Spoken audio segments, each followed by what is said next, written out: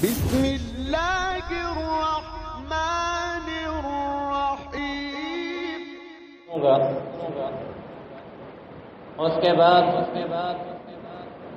زکوٰۃ کے حوالے سے کچھ گفتگو عرض کروں گا، اور پھر آخر میں انشاءاللہ کچھ زکوٰۃ کے متعلق ایک دو مسئلے بھی آپ حضرات کے سامنے عرض کروں گا۔ حدیث مبارکہ میں آتا ہے کہ نبی کریم صلی اللہ علیہ وسلم نے ارشاد فرمایا، اے انسان اپنا خزانہ میرے پاس امانت رکھ دے۔ اے انسان اپنا خزانہ میرے پاس امانت رکھ دے۔ جو خزانہ تیرا میرے پاس امانت ہوگا، نہ اس میں آگ لگنے کا اندیشہ ہے اور نہ چوری ہونے کا اندیشہ ہے،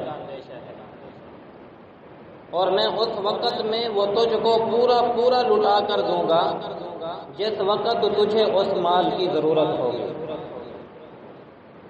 ہر انسان مال کو اس لیے جمع کرتا ہے تاکہ وہ ضرورت کے وقت میرے کام آ سکے، اور ایسی جگہ رکھنے کی کوشش کرتا ہے جہاں چوری بھی نہ ہو اور ہلاک بھی نہ ہو۔ تو پیارے آقا صلی اللہ علیہ وسلم نے ارشاد فرمایا کہ اللہ فرماتے ہیں کہ اپنے مالوں کو میرے پاس خزانہ رکھ دو، اپنے خزانوں کو میرے پاس امانت رکھ دو، اور یہ جگہ ایسی جگہ ہے جہاں نہ مال تمہارا ہلاک ہوگا نہ چوری ہوگا، اور پھر میں تمہارے مال کو اس وقت تمہیں پورا کر کے لوٹا دوں گا جس وقت تمہیں تمہارے مال کی ضرورت ہوگی۔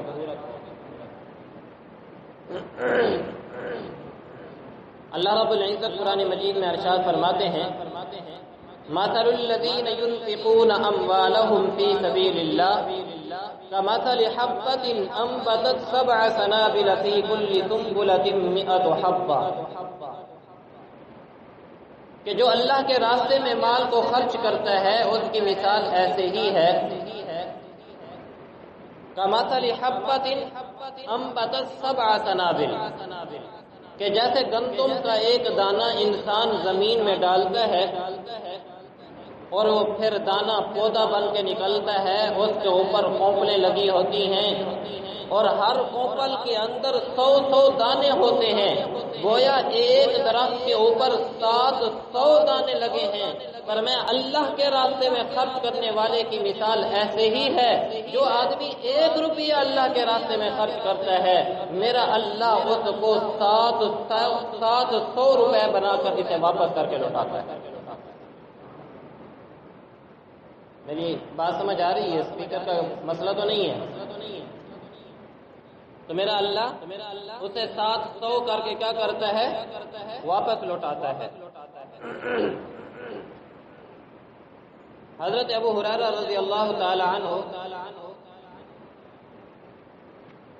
ارشاد فرماتے ہیں کہ جو آدمی ایک کھجور بھی اللہ کے راستے میں خرچ کرتا ہے، ایک کھجور بھی اللہ کے راستے میں خرچ کرتا ہے، شرط یہ ہے کہ طیب خاطر کے ساتھ ہو۔ طیب خاطر کہتے ہیں دل کے ساتھ۔ کچھ چیزیں ہوتی ہیں نا جو انسان بوجھ سمجھ کے ادا کرتا ہے، اور کچھ چیزیں ہوتی ہیں جو انسان دل کے ساتھ کرتا ہے۔ تو حضرت ابو ہریرہ کیا فرما رہے ہیں کہ وہ کھجور صدقہ کرے، اللہ کے راستے میں دے، لیکن کس کے ساتھ؟ دل کے ساتھ، طیب خاطر کے ساتھ، اور مال بھی اس کا پاکیزہ ہو، طیب مال ہو، حلال مال ہو، حرام نہ ہو، کیونکہ حرام مال کا صدقہ ہوتا ہی نہیں ہے۔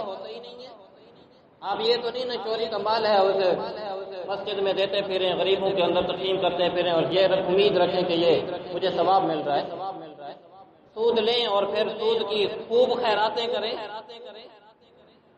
ایسے ہی ہوتا ہے نا جی، ادھر سود لیا آیا اور ادھر خیراتیں کرتے آیا، ایسا نہیں۔ تو حضرت ابو ہریرہ فرماتے ہیں کہ تم ایک کھجور جو اللہ کے راستے میں صدقہ کرو، طیب نفس کے ساتھ، اور وہ مال بھی پاکیزہ ہو، فرمایا اللہ اس کھجور کو ایسے پالتے ہیں جیسے تم اپنے گھروں کے اندر بچڑوں کو پالتے ہو۔ یہ گائے بھینس کے جو بچے ہم پالتے ہیں کس لیے پالتے ہیں؟ یہ بڑے ہوں گے نا، عید پر بیچیں گے تو ہمیں خوب نفع ملے گا۔ تو حضرت ابو ہریرہ فرما رہے ہیں کہ تم جیسے بچڑوں کو گھروں میں پالتے ہو، میرا اللہ تمہاری اس ایک کھجور جو اللہ کے راستے میں دی گئی ہے اس کو بھی ایسے پالتے ہیں، فرمایا کہ یہاں تک کہ وہ بڑی ہوتی اتنی بڑی ہو جاتی ہے، وہ صدقہ اتنا بڑا ہو جاتا ہے جیسے کہ احد پہاڑ ہو۔ کھجور تو ہم نے کتنی دی تھی؟ 1 کلو بھی نہیں، کتنی دی تھی؟ ایک کھجور کی کوئی اوقات ہے؟ ایک کھجور اللہ کے راستے میں دی، فرمایا اللہ اس کو پالتے ہیں اور قیامت کے دن اس کا ثواب احد پہاڑ سے بھی زیادہ انسان کو دیا جائے گا۔ انسان حیران ہوگا، میرے اللہ میں نے تو اتنا صدقہ کیا نہیں تھا، میں نے تو آپ کے راستے میں اتنا مال خرچ کیا نہیں تھا، میرے اللہ پھر یہ اتنا بڑا ثواب؟ فرمایا دنیا کے اندر میں تمہارے اس مال کو بڑھاتا رہا، وہ ایک کھجور آج تمہارے لیے احد پہاڑ سے بھی زیادہ ثواب کر جانا۔ احد پہاڑ دیکھا ہے نا جی، جنہوں نے حج اور عمرہ کیا ہے اللہ نے سعادت نصیب فرمائی ہے تو دیکھا ہوگا احد پہاڑ کتنا بڑا پہاڑ ہے۔ یہ سودا سستا ہے یا مہنگا ہے؟ سستا سودا ہے۔ دنیا کو کوئی بینک بھی آپ کو اتنا سود نہیں دیتا ہوگا، جتنا بھی ہو جائے وہ آپ کو اتنا سود نہیں دے گا کہ ایک کھجور کے رکھنے کے اوپر احد پہاڑ کے برابر اللہ رب العزت کی طرف سے ثواب دیا جا رہا ہے۔ زیادہ 1 گنا، 2 گنا، 10 گنا، 20 گنا، 50 گنا، اس سے زیادہ تو نہیں۔ واہ میرے اللہ، واہ میرے اللہ، ایک کھجور کا ثواب میرے اللہ نے احد پہاڑ سے بھی زیادہ بنا دیا۔ 1 روپے کا ثواب 700 روپے کے برابر عطا فرما دیا۔ یہ میرے اللہ رب العزت کی طرف سے انسانوں کے ساتھ رحمت اور شفقت کا معاملہ ہے۔ حدیث مبارکہ میں آتا ہے کہ قیامت کے دن ہر شخص اپنے صدقے کے برابر جو اس نے اللہ کے راستے میں خرچ کیا ہوگا نا مال، اللہ کے راستے میں جو مال صدقہ کیا ہوگا اسی کی بقدر قیامت کے دن اللہ اسے سایہ نصیب فرمائیں گے، کیونکہ قیامت کے دن کوئی سایہ نہیں سوائے عرش کے سائے، اور اس دن ہر انسان کو سائے کی ضرورت محسوس ہوگی۔ اور کتنا سخت گرمی کا موسم ہوگا، ابھی یہ مئی کا مہینہ شروع ہونے والا ہے، تو آپ دیکھیں سورج کی تپش اتنی سخت ہے کہ ہم سے برداشت نہیں ہو رہی ہے۔ آپ کھڑے ہو کے دیکھیں نا، آدھا گھنٹہ پتہ چل جائے گا۔ اور قیامت کا دن کتنا سخت دن ہوگا۔ اللہ ہم سب کی حفاظت فرمائے اور اس دن اللہ ہم سب کو اپنے عرش کا سایہ نصیب فرمائے۔ تو نبی علیہ الصلوۃ والسلام نے ارشاد فرمایا کہ قیامت کے دن ہر آدمی اپنے صدقے کے بقدر سائے کے نیچے ہوگا، یعنی جس قدر اس نے مال اللہ کے راستے میں صدقہ کیا ہوگا اسی کی بقدر اس کے لیے اس کے سر پر سایہ کیا جائے۔ تو بھائی ہم میں سے ہر آدمی چاہتا ہے نا کہ کل قیامت کے دن مجھے سایہ نصیب ہو جائے، تو خوب اللہ کے راستے میں خرچ کیا کریں، جتنا خرچ کرتے چلے جائیں گے قیامت کے دن اللہ آپ کو قیامت کے دن کی پریشانی سے محفوظ فرماتے چلے جائیں۔ اور حدیث مبارکہ کے اندر فرمایا ہے کہ صدقہ برائی کے 70 دروازوں کو بند کرتا ہے۔ صدقہ برائی کے 70 دروازوں کو، اللہ اکبر کبیرہ۔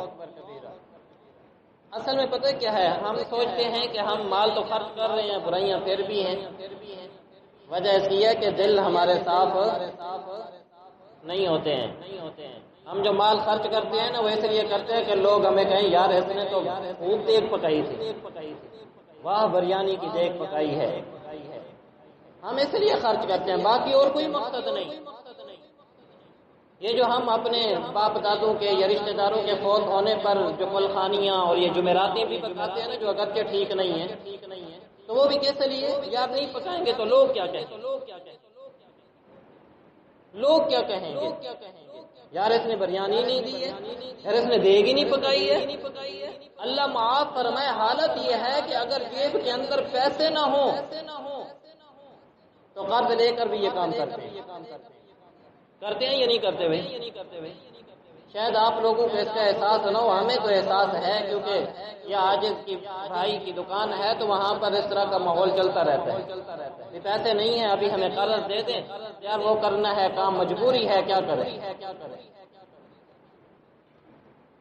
اور نبی علیہ الصلوۃ والسلام نے ارشاد فرمایا کہ صدقہ اللہ کے غصے کو ٹھنڈا کرتا ہے، صدقہ انسان کی بری موت سے بھی حفاظت کرتا ہے۔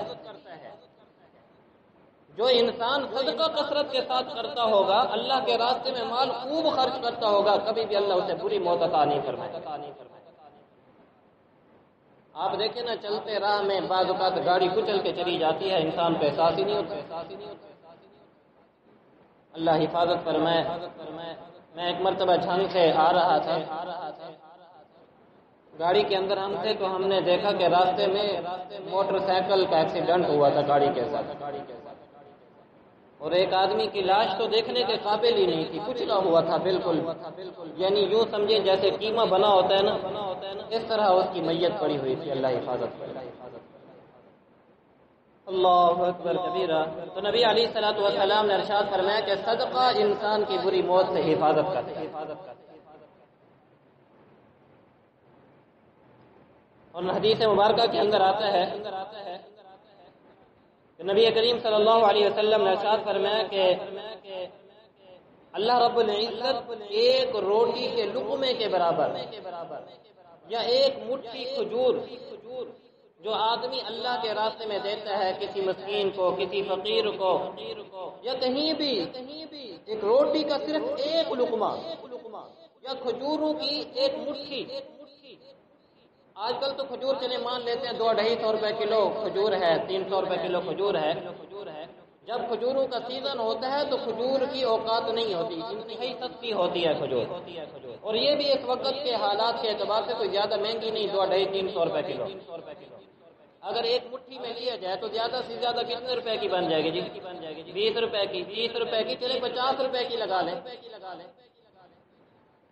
نبی علیہ الصلوۃ والسلام فرما رہے ہیں کہ روٹی کا ایک لقمہ یا کھجوروں کی ایک مٹھی کے برابر جو آدمی اللہ کے راستے میں خرچ کرتا ہے، اللہ اس دینے کے اوپر 3 آدمیوں کی مغفرت فرما دیتے ہیں۔ سبحان اللہ، کیا میرے اللہ کی شان ہے کہ اس کے اوپر کتنے آدمیوں کی مغفرت؟ 3 آدمیوں کی مغفرت۔ ایک تو وہ کما کر لانے والا صاحب خانہ جو آدمی ہے، شوہر ہے، باپ ہے، بھائی ہے، جو گھر کے اندر کما کر لاتا ہے، اس آدمی کی مغفرت ہوگی۔ اور دوسری اس گھر کے اندر رہنے والی عورت، اللہ رب العزت اس کی بھی مغفرت فرما دیتے ہیں۔ اور فرمایا کہ تیسرا وہ آدمی جو وہاں سے لے کر کسی غریب فقیر مسکین کو یا اللہ کے راستے میں دینے کے لیے آیا ہے، حالانکہ اس کا کوئی کام نہیں تھا، نہ وہ کمایا تھا نہ اس نے پکایا تھا، صرف لے کر آیا ہے، میرا اللہ اس کی وجہ سے بھی اس کی مغفرت فرما دیتے ہیں۔ سبحان اللہ۔ میرے نبی فرماتے ہیں قربان جو اس ذات کے اوپر کہ جس نے خادموں کو بھی ثواب سے محروم نہیں کیا، اس نے خرچ بھی نہیں کیا ہے، صرف اٹھا کر لایا ہے، میرا اللہ اس کی وجہ سے بھی اس کی مغفرت فرما دیتے ہیں۔ کتنی کریم ذات بھی، جنت سستی ہے، ہم نے مہنگی بنا لی ہے، جنت بڑی سستی ہے۔ اللہ اکبر کبیرہ۔ ایک مرتبہ نبی علیہ الصلوۃ والسلام نے صحابہ سے پوچھا کہ طاقتور کون شخص ہے؟ کیا سوال کیا؟ بولے زور سے بولے، کیا پوچھا؟ طاقتور کون شخص ہے؟ صحابہ نے کہا یا رسول اللہ، طاقتور وہ شخص ہے جو دوسرے آدمی کو بچھاڑ دے، پہلوان کو بچھاڑ دے تو اسے کیا کہتے ہیں؟ یہ طاقتور ہے۔ نبی علیہ الصلوۃ والسلام نے فرمایا یہ طاقتور نہیں، فرمایا طاقتور وہ شخص ہے جو غصے کے وقت اپنے غصے پر قابو رکھے، ایسا شخص طاقتور شخص۔ پھر پوچھا نبی علیہ الصلوۃ والسلام نے کہ مجھے بتلاؤ بانجھ کون ہے؟ کیا پوچھا؟ بانجھ جانتے ہیں نا، جس کی اولاد نہ ہوتی ہو، کہتے ہیں نا ہمارے ہاں جس کی اولاد نہیں ہے یہ بانجھ ہے، عورت کے بارے میں یہ جملہ بولا جاتا ہے۔ تو نبی علیہ الصلوۃ والسلام نے پوچھا کہ بانجھ کون شخص ہے؟ صحابہ نے کہا یا رسول اللہ جس کی اولاد نہ ہو۔ آپ علیہ الصلوۃ والسلام نے فرمایا کہ نہیں، بانجھ وہ شخص نہیں کہ جس کی اولاد نہ ہو، فرمایا بانجھ وہ شخص ہے کہ جس نے اپنی اولاد کو قیامت کے لیے نہیں بھیجا ہے، یعنی اپنی اولاد کو دینی تعلیم نہیں دی، اس کی تربیت اچھی نہیں کی ہے کہ کل قیامت کے دن یہ اولاد اس کے لیے سرمایہ بن جائے۔ بانجھ وہ نہیں ہے کہ جس کی دنیا کے اندر اولاد نہیں، فرمایا بانجھ وہ شخص ہے کہ کل قیامت کے دن اس کی اولاد اسے کام نہ دے، قیامت کے لیے اس نے اولاد نہیں بھیجی۔ آج ہم میں سے ہر آدمی کی الحمدللہ ثم الحمدللہ، جن کی نہیں ہے اللہ انہیں بھی نصیب فرمائے، اور اگر ہیں تو کم از کم 2 بیٹے ہیں تو ایک بیٹے کو دینی تعلیم دیں، کم از کم ایک اولاد تو آپ کی کل قیامت کے دن سرمایہ بن جائے، اسے حافظ قرآن بنا دیں، عالم قرآن بنا دیں، عالم بنا دیں، شریعت کی اسے دین کی کچھ سمجھ عطا فرما دیں۔ سارے بیٹے ہیں تو اسے دنیا پر لگا کے رکھا ہے۔ تو نبی علیہ الصلوۃ والسلام نے فرمایا بانجھ وہ نہیں ہے جس کی اولاد نہیں، بانجھ وہ ہے جس کے لیے قیامت کے دن کے لیے اولاد ہے۔ اور پھر تیسرا سوال جو میرے اس موضوع کے حوالے سے تھا، نبی علیہ الصلوۃ والسلام نے پوچھا فقیر کون شخص ہے؟ کیا سوال کیا؟ فقیر کون شخص ہے؟ صحابہ نے کہا یا رسول اللہ فقیر وہی ہے نا کہ جس کے پاس کچھ نہ ہو۔ ہم بھی تو آج یہی کہتے ہیں نا، فقیر وہی ہے جس کے پاس کچھ نہ ہو۔ نبی علیہ الصلوۃ والسلام نے ارشاد فرمایا نہیں، فقیر اور پورا فقیر وہ شخص ہے فرمایا کہ جس نے مال آگے کے لیے نہ بھیجا ہو، قیامت کے دن کے لیے اس نے مال کا کوئی ذخیرہ اکٹھا نہیں کیا، فرمایا ایسا شخص سب سے بڑا فقیر ہے اور پورا فقیر ہے۔ تو اس لیے میرے بھائیوں، کل قیامت کے دن ہم فقیر بن کے حاضر ہونا چاہتے ہیں یا اللہ کے ہاں مالدار بن کے حاضر ہونا چاہیے کہ کل قیامت کے دن ہمیں یہ مال ہمیں فائدہ دے سکے؟ تو ہمیں چاہیے کہ ہم اپنے مال کو خوب اللہ کے راستے میں خرچ کیا کریں۔ حضرت ابو ذر غفاری رضی اللہ تعالی عنہ جلیل القدر صحابہ میں ان کا شمار ہوتا ہے۔ یہ ایک گاؤں تھا جس کا نام تھا ربضہ، اس گاؤں کے اندر رہتے تھے۔ ایک مرتبہ ایک شخص ان کے پاس آیا اور آ کر کہنے لگے صحابی رسول حضرت ابو ذر غفاری رضی اللہ تعالیٰ عنہ سے کہ میں آپ کے ساتھ رہنا چاہتا ہوں کہ اللہ مجھے آپ کے فیوزات سے حصہ عطا فرمائے۔ تو حضرت ابو ذر غفاری رضی اللہ تعالیٰ عنہ نے کہا کہ تم میرے ساتھ اس شرط پر رہ سکتے ہو کہ تمہیں میری ہر بات ماننی ہوگی۔ تو وہ آدمی کہنے لگا کہ حضرت کون سی ایسی بات ہے کہ جس کے ماننے کا آپ مجھے حکم فرما رہے ہیں؟ تو حضرت ابو ذر غفاری رضی اللہ تعالیٰ فرمانے لگے کہ دیکھو جس وقت میں یہ کہوں نا کہ میرے مال میں سے کچھ چیزیں لے آؤ میں تاکہ اسے اللہ کے راستے میں خرچ کروں، تو تم میرے مال میں سے جو سب سے بہترین مال ہونا وہ لے آنا۔ انہوں نے کہا ٹھیک ہے، مجھے شرط قبول ہے، میں آپ کے ساتھ رہتا ہوں۔ وہ نوجوان کہتے ہیں میں حضرت ابو ذر غفاری رضی اللہ تعالیٰ عنہ کے ساتھ ایک لمبا عرصہ رہا۔ ایک مرتبہ اس قریب کے گاؤں میں پتہ چلا کہ وہاں پر لوگوں کے اوپر فاقہ ہے، تنگ دستی ہے۔ تو حضرت ابو ذر غفاری رضی اللہ تعالیٰ عنہ نے اس نوجوان سے فرمایا کہ جاؤ میرے اونٹوں میں سے ایک اونٹ لے کر آؤ تاکہ میں اسے اللہ کے راستے میں خرچ کر دوں۔ وہ نوجوان کہتے ہیں میں اونٹوں میں تلاش کرنے کے لیے گیا تو ایک نر اونٹ جو تھا وہ انتہائی خوبصورت، طاقتور اور انتہائی بہترین قسم کا اونٹ تھا۔ تو میں نے دل کے اندر سوچا کہ یہ ایک ہی اونٹ ہے، باقی ساری اونٹنیاں ہیں، تو یہ اونٹ کام بھی آ جاتا ہے، ضرورت بھی آتی ہے، لہذا اس اونٹ کو چھوڑ کر میں ایک اور اونٹنی جو وہ بھی اچھی تھی، عمدہ تھی، وہ میں لے آیا۔ جب میں لے کر آیا تو حضرت ابو ذر غفاری رضی اللہ تعالیٰ عنہ کی نگاہ اس اونٹ کے اوپر پڑ گئی، تو وہ مجھ سے پوچھنے لگے کہ تو نے آج اپنی شرط کو توڑ دیا، تو نے تو وعدہ کیا تھا کہ میں جب تمہیں کہوں گا کہ میرے مال میں سے سب سے عمدہ چیز لے کے آنا تو اس اونٹ کو چھوڑ کر یہ اونٹنی کیوں لے آیا؟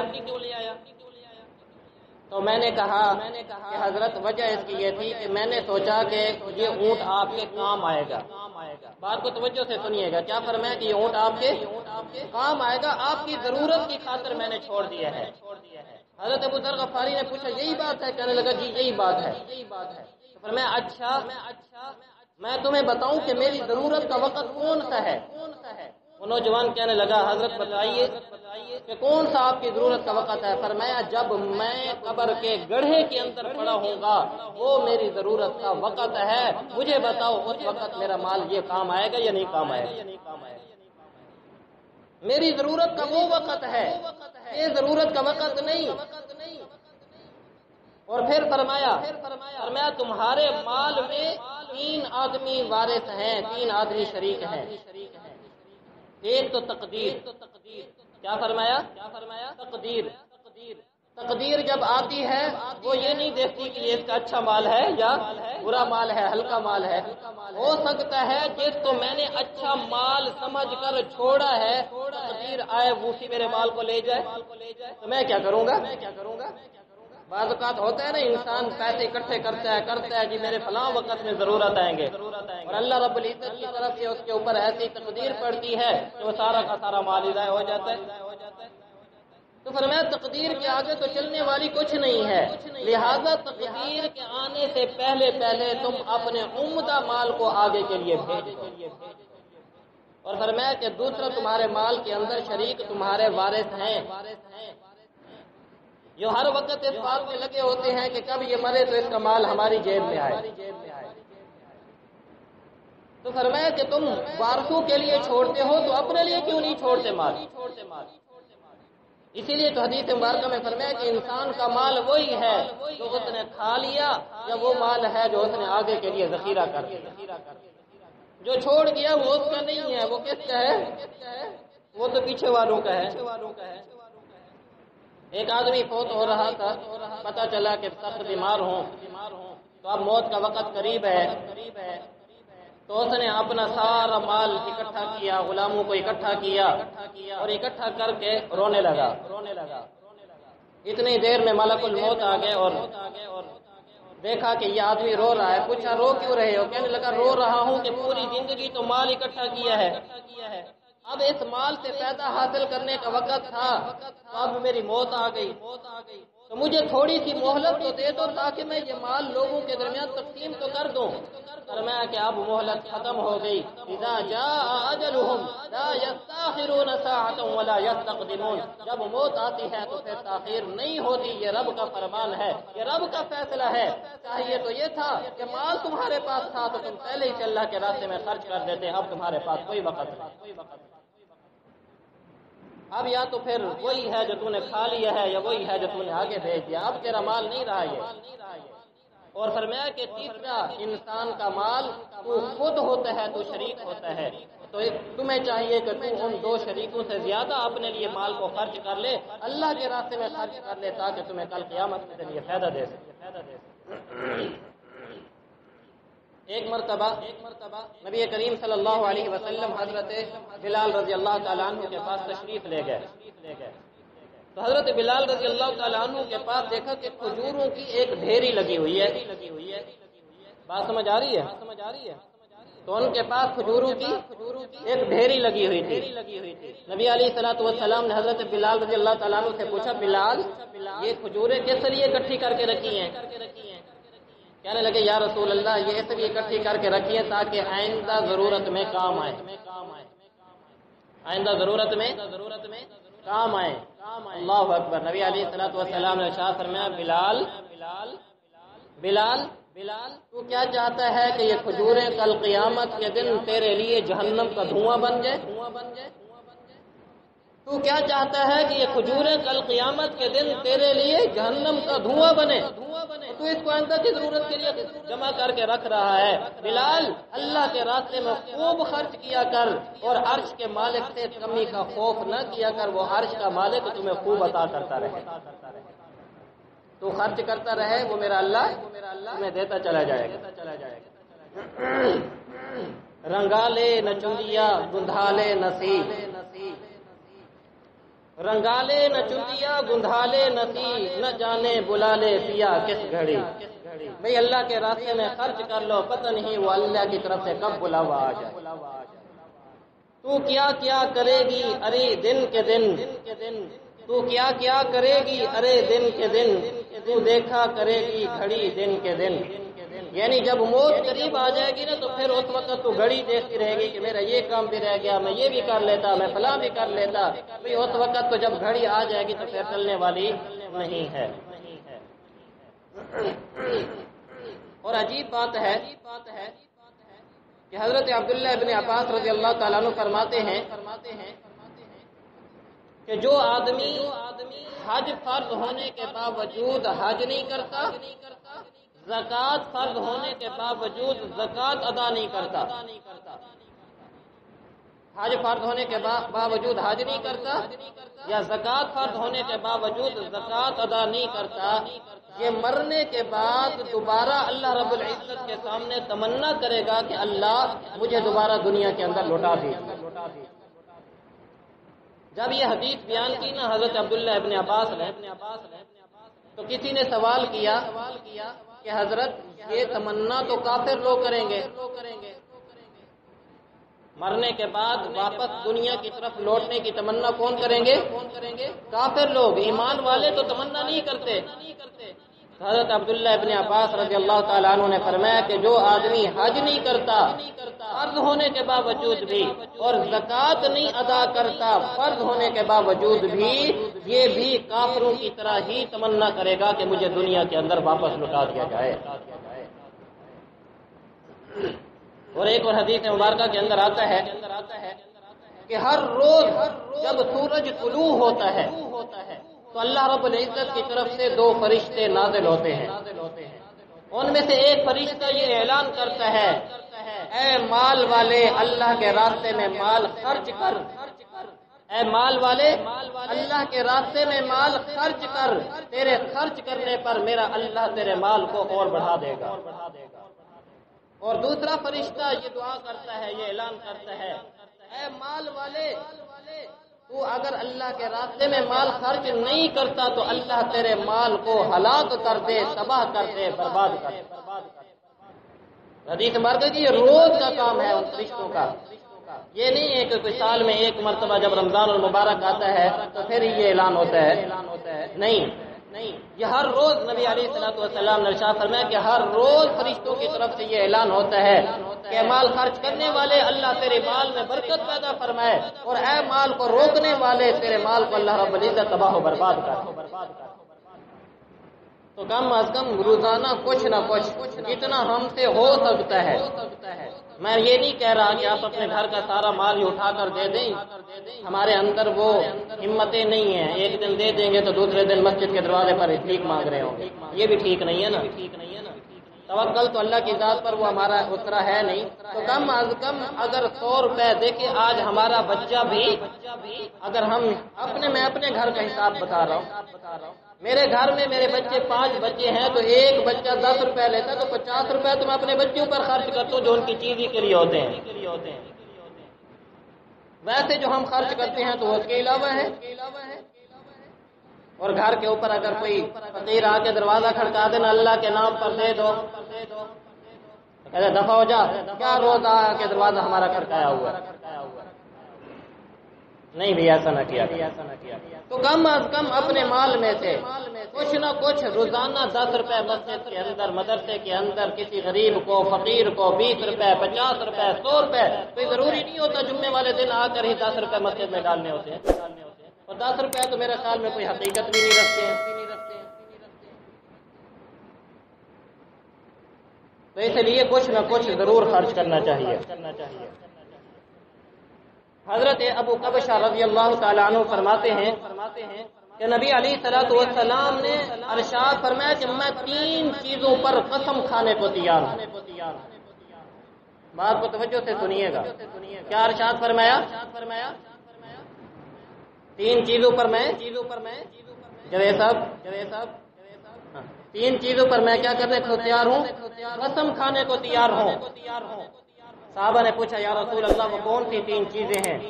نبی علیہ الصلوۃ والسلام نے ارشاد فرمایا کہ لوگوں سے جو شخص مانگتا ہے میرا اللہ اس کے لیے مانگنے کا دروازہ کھول دیتا ہے، اپنا دروازہ بند کر دیتا ہے۔ جو شخص لوگوں کے سامنے ہاتھ پھیلاتا ہے نا تو اللہ رب العزت اس کے لیے اپنا دروازہ کیا کر دیتے ہیں؟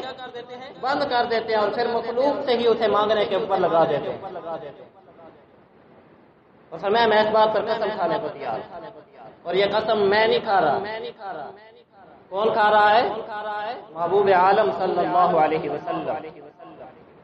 اور دوسری بات نبی علیہ الصلوۃ والسلام نے ارشاد فرمایا کہ جو آدمی کسی پر ظلم ہوتا ہے اور وہ ظلم پر صبر کر جاتا ہے، فرمایا کہ اللہ رب العزت اس صبر کرنے والے کی عزت کو کم نہیں کرتے بلکہ اس کی عزت کو مزید بڑھا دیتے ہیں۔ میں اس بات پر بھی قسم کھانے کو تیار۔ اور تیسری چیز نبی علیہ الصلوۃ والسلام نے ارشاد فرمایا کہ جو آدمی اللہ کے راستے میں مال کو خرچ کرتا ہے میں قسم کھاتا ہوں کہ اللہ اس کے مال میں کمی نہیں کرتا، اس کے مال کو مزید بڑھا دیتا ہے۔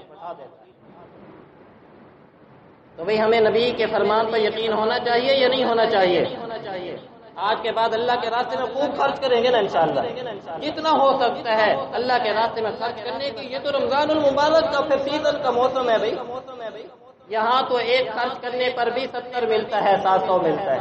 میں شروع میں عرض کر کے چلا ہوں، تو اللہ کے راستے میں خوب خرچ کریں۔ اور ایک عجیب حدیث آپ لوگوں کو سناؤں۔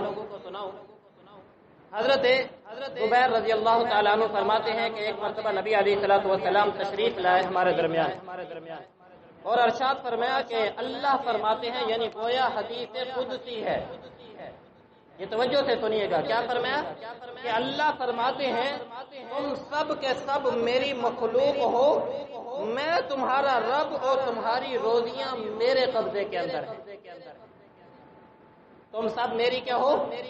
مخلوق ہو، اور تم سب کے سب کی روزیاں کس کے قبضے میں ہیں؟ میرے قبضے کے اندر ہیں۔ تم اپنے آپ کو ایسی چیز کی مشقت میں نہ ڈالو جس کا ذمہ میں نے خود لے رکھا ہے۔ تم اپنے آپ کو ایسی چیز کی مشقت میں نہ ڈالو جس کا ذمہ میں نے لے رکھا ہے۔ روزی کا ذمہ کس کے ہے؟ بولے بھائی، یہ دل میں بٹھائیں، روزی کا ذمہ کس کے ہے؟ اللہ کے ذمہ۔ اللہ رب العزت کبھی دیکھا ہے کہ کوئی جانور یا کوئی پرندہ بھوک کی وجہ سے مر گیا ہو؟ میرا اللہ انہیں رزق دیتا ہے اور روزانہ تازہ رزق دیتا ہے۔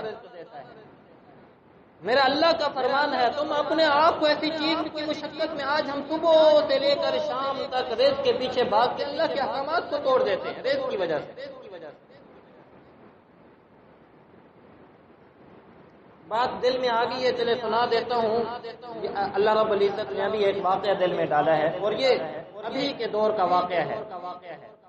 کراچی میں ایک بہت بڑے عالم ہے، وہ فرماتے ہیں میں دارالافتاء کے اندر بیٹھا ہوا تھا، ایک نوجوان آیا، پینٹ پتلون کے اندر تھا، بظاہر مجھے اس کے اندر کوئی دینداری نظر نہیں آتی۔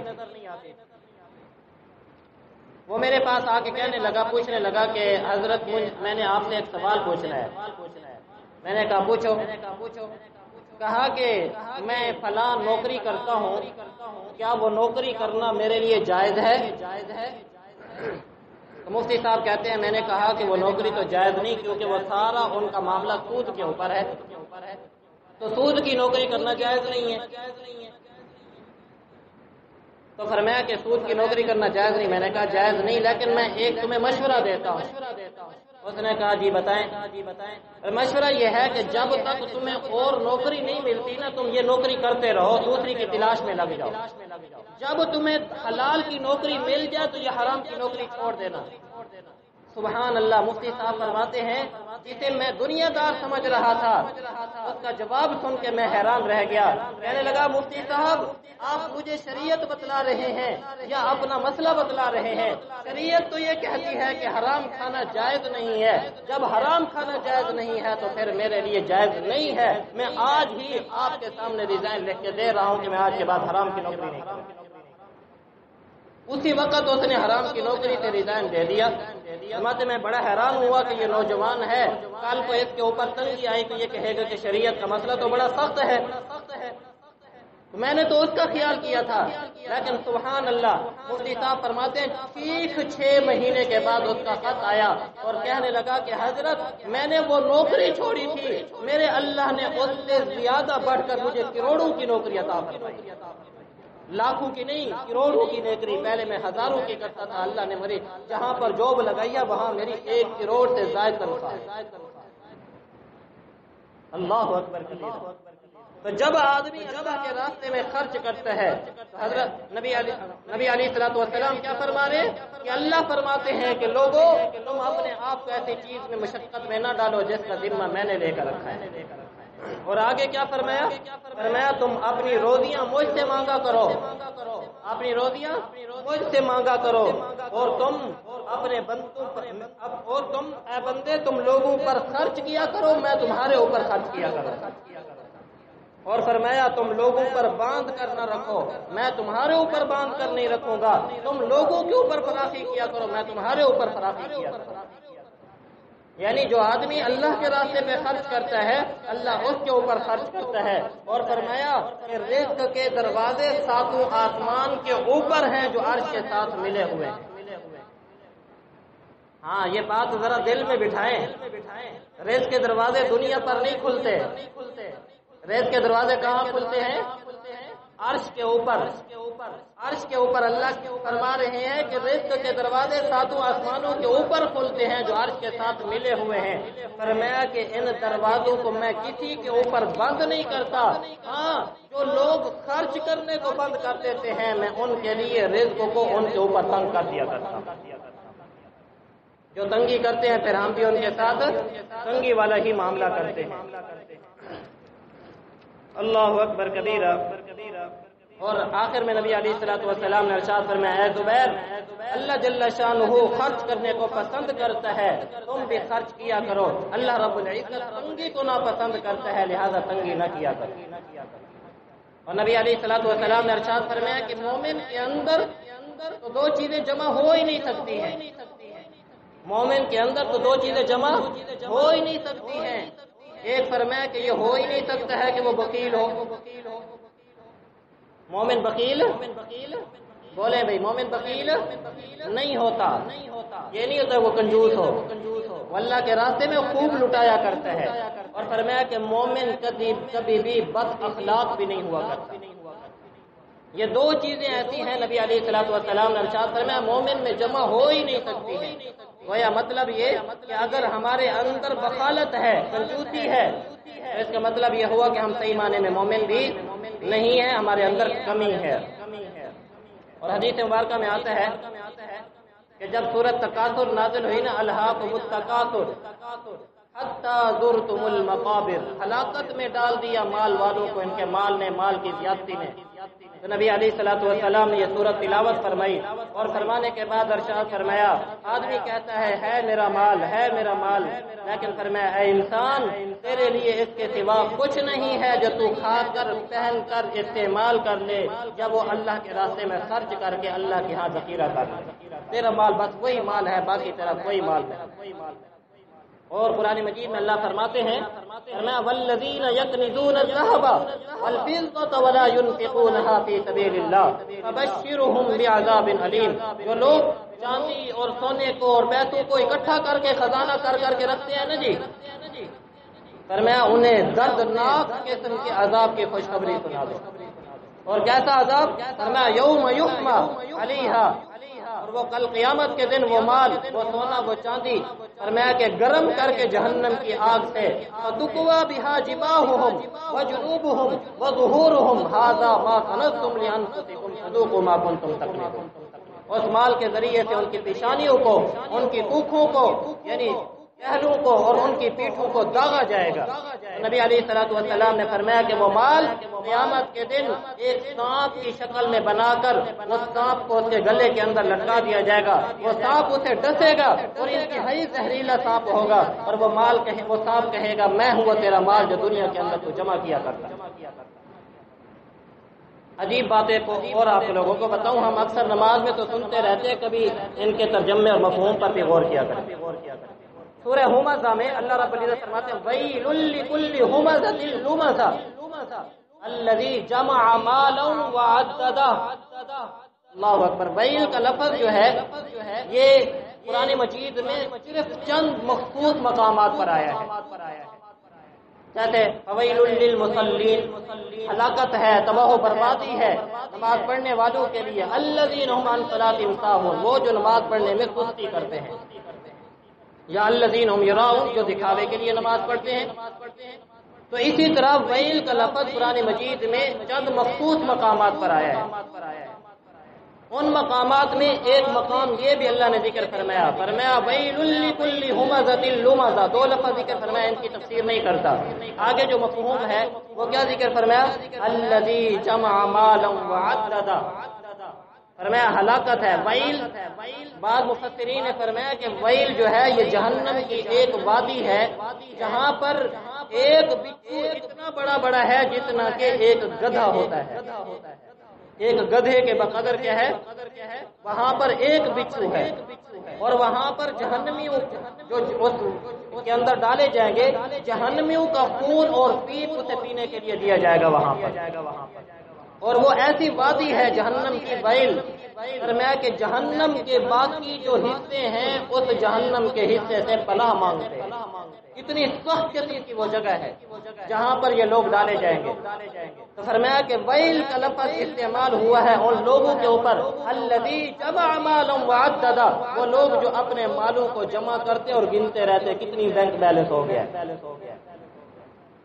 ہوتا ہے نا جسے مال کا شوق ہو نا، وہ روز گنتا ہے، یار 100 روپیہ بڑھا، 100 روپیہ کم ہوا، 100 روپیہ بڑھا، 100 روپیہ کم ہوا، جنہیں ہر وقت یہ فکر ہوتی ہے مالوں کو جمع کرنا اور بس اس کو گننا۔ ایحسب ان مالہ اخلدہ، کیا یہ لوگ گمان کرتے ہیں کہ ہم نے دنیا کے اندر یہ مال ان کے لیے ہمیشہ رہے گا؟ نہیں، فرمایا کلا لینبذن فی الحطمہ۔ اللہ ہم سب کی حفاظت فرمائے۔